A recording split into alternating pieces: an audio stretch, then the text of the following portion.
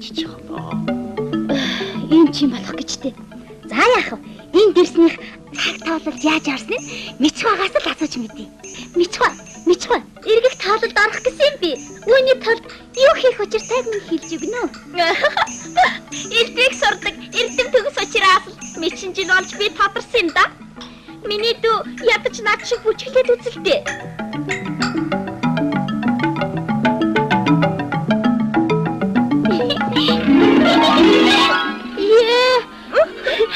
Уран бүжиглэх сайхан л юм.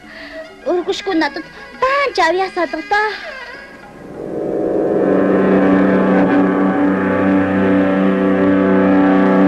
Бараха.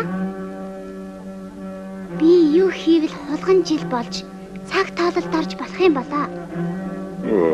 Хорвогийн дөрвөн хүчний хамгийн хөөрхөн нь би юм гинэ. Бодвол тэгээд намайг бар жил болгоо үз.